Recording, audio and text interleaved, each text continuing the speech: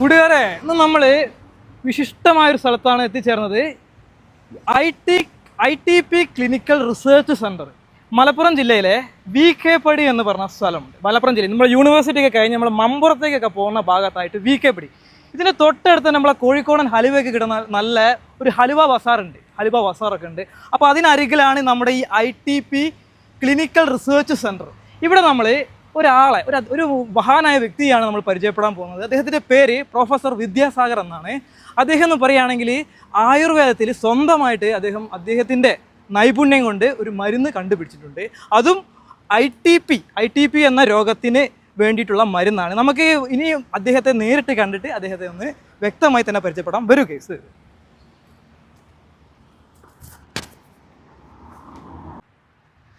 അപ്പം ഇതാണ് നമ്മൾ പറഞ്ഞ ആ ക്ലിനിക്ക്.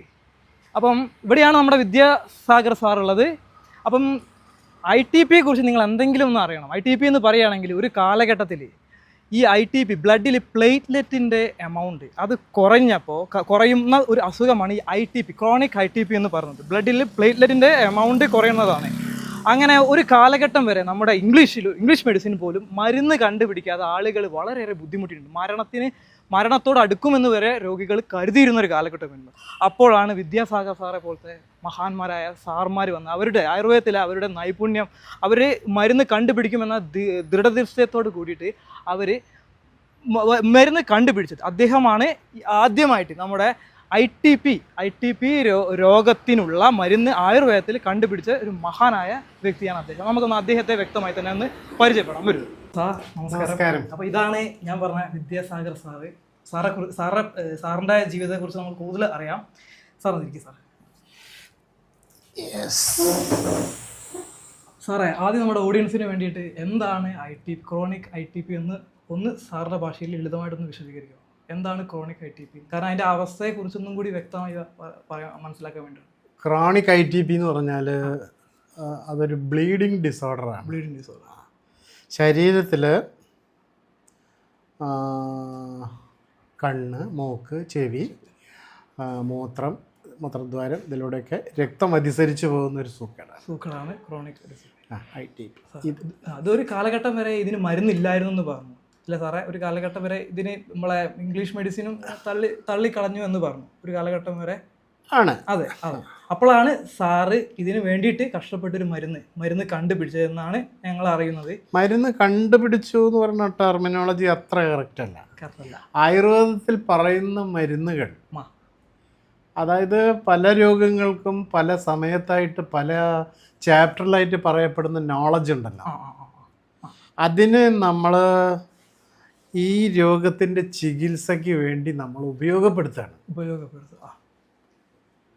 അല്ല, അതൊരു പുതിയ ഒരു ശാസ്ത്രം, ഒരു കണ്ടുപിടുത്തം എന്നൊക്കെ പറയില്ലേ, ആ ഒരു ടെർമിനോളജി അല്ല അവിടെ കറക്റ്റ്.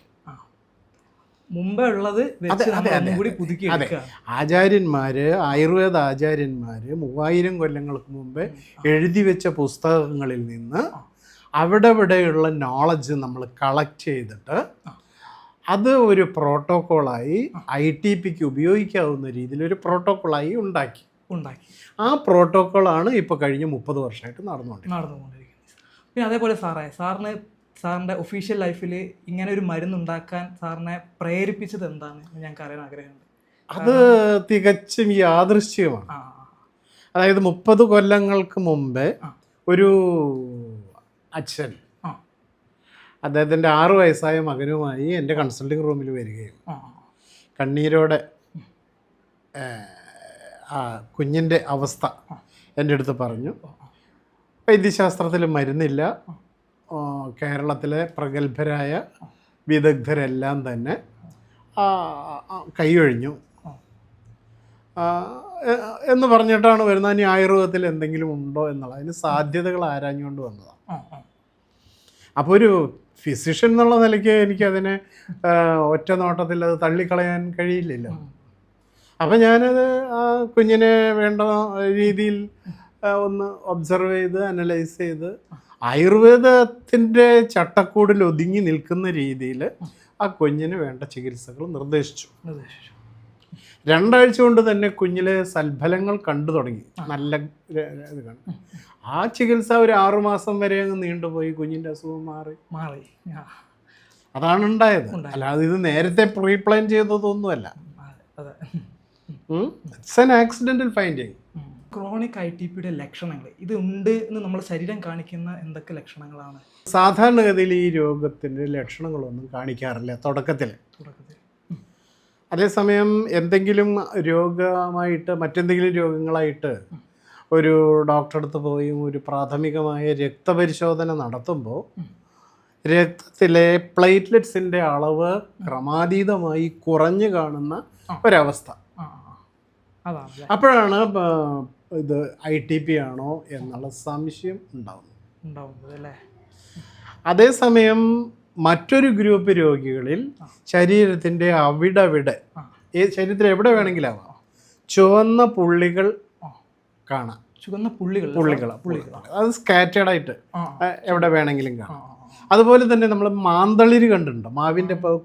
മാവിൻ്റെ കൂമ്പ് മാന്തളിര് എന്ന് പറയും. അതെ, അതിൻ്റെ നിറത്തില് ശരീരത്തിൽ അവിടെ കാണാം. ലക്ഷണം. പിന്നെ നമ്മൾ ഇപ്പോൾ കൊച്ചുകുട്ടികളൊക്കെയാണ് സാധാരണയായിട്ട് ഈ രോഗം കണ്ടുവരുന്നത്. എവിടെയെങ്കിലും ഒന്ന് തട്ടിക്കഴിഞ്ഞാൽ അവിടെ കരിവാളിപ്പ് കാണാം. അതാണ് ഇതിന്റെ ഒരു ലക്ഷണം. പിന്നെ സംശയം, ഈ മരുന്ന് എവിടെ കിട്ടുന്നതാണ്? അത് നമുക്ക് സാറോട് നേരിട്ട് ചോദിക്കാം. സാറേ, ഈ മരുന്ന് എവിടെയാണ് നമുക്ക് കിട്ടുക? അത് ഈ ഔഷധം എപ്പോഴും ഈ ക്ലിനിക്കിൽ വന്നാൽ മാത്രമേ ഇതിന്റെ ഔഷധം കിട്ടുള്ളൂ. ഇവിടെ വരണം. അത് ഇതിന്റെ ഒരു പരിമിതിയാണ്. കാരണം ഇത് എൻ്റെ കൈകൊണ്ട് തന്നെ എൻ്റെ ചെറിയ ഒരു സംവിധാനം ഉപയോഗിച്ച് തികച്ചും ഇൻഡിജിനസ് ആയിട്ട് നിർമ്മിക്കപ്പെടുന്ന ഔഷധങ്ങളാണ്. ഒരിക്കലും ഫാക്ടറി സെറ്റപ്പിലല്ല അത് ഉണ്ടാക്കുക. അപ്പോൾ ഈ മരുന്ന് ഞാൻ തന്നെ നിർമ്മിച്ച് വെക്കുമ്പോൾ അതൊരിക്കലും കമേഴ്സ്യലായിട്ട് വ്യാവസായിക അടിസ്ഥാനത്തിൽ ഇത് മാർക്കറ്റ് ചെയ്യപ്പെട്ടിട്ടില്ല. അപ്പം അതുകൊണ്ട് രോഗികൾക്ക് ചെറിയ ബുദ്ധിമുട്ടുണ്ടാവും. എന്നാലും എൻ്റെ അടുത്ത് വന്നാൽ ആ ജെനുവിൻ മെഡിസിൻ, അതായത് ഏറ്റവും ശുദ്ധമായ മരുന്ന്, അത്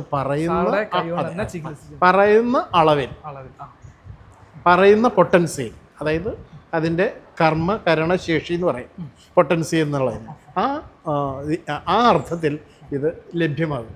അപ്പം ഇതിൻ്റെ മുമ്പിലുള്ളതാണ് നമ്മുടെ ITP എന്ന രോഗത്തിനുള്ള മരുന്നാണിത്. അപ്പം ഇതാണ് ലോഹകൽപ്പം എന്ന് പറഞ്ഞ മരുന്ന്. അതേപോലെ തന്നെ ഇതാണ് ഘൃതകൽപ്പം എന്ന് പറഞ്ഞാൽ നമ്മൾ നെയ്യ് എന്നൊക്കെ പറഞ്ഞില്ലേ, അതാണിത് ഘൃതകൽപ്പം. പിന്നെ അതേപോലെ തന്നെ ഇത് ഭസ്മകൽപ്പം അല്ലേ സാറേ? ഭസ്മകൽപ്പം എന്ന് പറഞ്ഞ മരുന്ന്.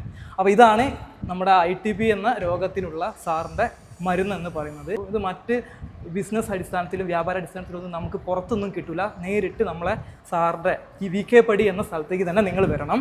പിന്നെ സാറേ ഈ മരുന്ന് സൈഡ് എഫക്ട്സ് ഒന്നും ഇന്നേ വരെ കഴിഞ്ഞ 30 വർഷമായിട്ട് ഈ മരുന്ന് ആയുർവേദത്തിൽ സൈഡ് എഫക്ട് ഉണ്ടാവില്ല അങ്ങനെ ധരിക്കരുത്. അത് പല തെറ്റായ ഒരു ധാരണയാണ്. ആയുർവേദ മരുന്നുകൾക്ക് ശരിക്കും സൈഡ് എഫക്ട്സ് ഉണ്ട്. യുക്തി അനുസരിച്ച് ഉപയോഗിച്ചില്ലെങ്കിൽ അത് ശരീരത്തിന് ദോഷം ചെയ്യും. അതുതന്നെയാണ് ഈ സൈഡ് എഫക്ട് എന്ന് പറയുന്നത്. ചില മരുന്നുകൾ നമ്മൾ അളവിൽ കൂടുതൽ ഉപയോഗിച്ചാൽ അപകടം ഉണ്ടാവും. ചില മരുന്നുകൾ അതിലെ കണ്ടന്റ് യഥാർത്ഥ രോഗത്തിലല്ല കൊടുക്കുന്നതെന്ന് വെച്ചാൽ സൈഡ് എഫക്റ്റ് ഉണ്ടാവും. മനസ്സിലായോ? അത് അപകടം ചെയ്യും. അപ്പം ആയുർവേദ മരുന്ന് ഒരിക്കലും സേഫ് അല്ല. അത് ഇന്നത്തെ കാലത്ത് പലരും പറഞ്ഞു വരുത്തുന്ന ഒരു തെറ്റായ മെസ്സേജാണ് പബ്ലിക്. ഞങ്ങളുടെ നാട്ടിൽ അങ്ങനെ പറയാം, ആയുർവേദത്തിനാണ് സൈഡ് എഫക്റ്റ് ഉണ്ടാവും. അത് വെറും 100% തെറ്റാണ്. ഞാനൊരു അക്കാദമീഷ്യനാണ്, ഞാനൊരു കോളേജ് അധ്യാപകനാണ്. അപ്പോൾ എനിക്ക് സമൂഹത്തിൽ ജനങ്ങളോട് കൊടുക്കുമ്പോൾ എപ്പോഴും കറക്റ്റായിട്ടുള്ള നോളജ് കൊടുക്കാൻ പാടുള്ളൂ. മനസ്സിലായോ? പേര് മറക്കണ്ട, Vidyasagar sir Gayatri institute of Ayurvedic medical science, നമ്മുടെ VK പടി, നമ്മുടെ മലപ്പുറം ജില്ലയിലെ VK പടി. ഞാൻ നേരത്തെ ആദ്യം പറഞ്ഞ ഒരു ഹലുവ ബസാറൊക്കെ ഇവിടെ എടുത്തിട്ടുണ്ടെന്ന് പറഞ്ഞാൽ തൊട്ടരികിൽ തന്നെയാണ് നമ്മുടെ ഈ സാറെ സേവനം നമുക്ക് ലഭിക്കുന്ന ക്ലിനിക് ഉള്ളത്. പിന്നെ സാറെക്കുറിച്ചും നമ്മുടെ ഇൻസ്റ്റിറ്റ്യൂട്ടിനെ കുറിച്ചും കൂടുതൽ വിവരം അറിയാനുള്ള വാട്സപ്പ് നമ്പർ ഞാൻ സ്ക്രീനിൽ നൽകിയിട്ടുണ്ട്. Okay sir. ഓക്കെ. അപ്പോൾ ഇതാണ് നമ്മൾ നേരത്തെ പറഞ്ഞ ഗായത്രി ക്ലിനിക്ക്. അപ്പം ഇങ്ങനത്തെ ITP എന്ന് പറഞ്ഞ രോഗമുള്ളവർ ഒരിക്കലും വിഷമിക്കേണ്ട, നമ്മളെ സാറുണ്ട് നമ്മുടെ ഒപ്പം എന്നാണ് പറഞ്ഞത്. ഞാൻ ഇതിലടിയിൽ വാട്സപ്പ് നമ്പറും പിന്നെ അതേപോലെ തന്നെ ഡിസ്ക്രിപ്ഷൻ ബോക്സിൽ സാറിൻ്റെ ഒരു വീഡിയോ ഉണ്ട് ഇട്ടിട്ടുണ്ട്. അപ്പം നിങ്ങൾ ഒരിക്കലും ബേജാറാവരുത്, ഇങ്ങോട്ട് വന്നാൽ മതി. VK പടിയാണ് നമ്മുടെ സെൻറ്റർ. ഓക്കെ.